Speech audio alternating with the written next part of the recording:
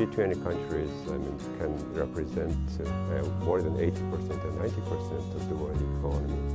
And then we need to cooperate much more to induce the disadvantaged people, disadvantaged region, disadvantaged class of people, all in industries and companies, all together to come join and join this prosperity of the economic cycle.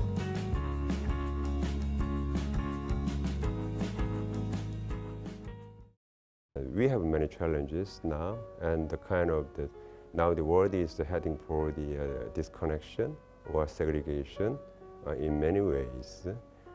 Not only from some instability in Europe, but also in America and in developing countries. We are now observing the lack of the generosity, lack of the patience, and all of things we can say that there's a growing concern. And then to overcome this kind of problems, then we need to be more cooperative work between among the countries of G20. And the G20 countries can represent more than 80% and 90% of the world economy.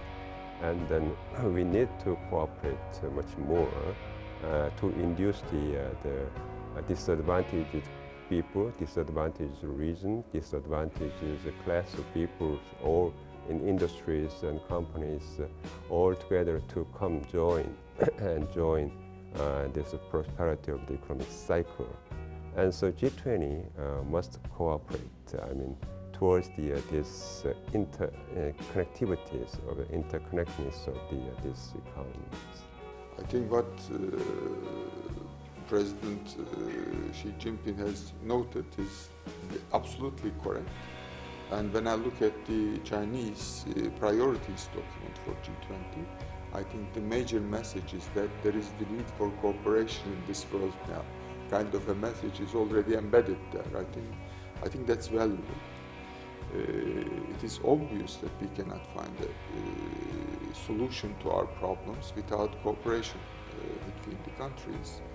And I think now we need a new type of policy cooperation for the development issues, basically. And I see a good opportunity when it comes to this new SDG framework, Sustainable Development Goals that were accepted at the United Nations in New York this year.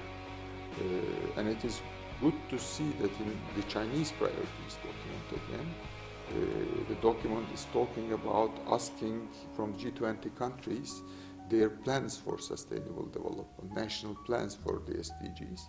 I think this is a step in the right direction because quantitative targets there are always quantitative targets within the G20 framework for everything. Well, China is a major player in world economy today.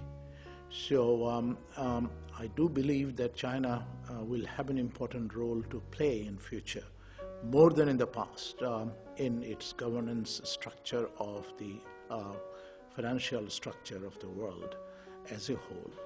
And as regards the developing countries or emerging markets, China has already established a long-standing cooperation with most of them.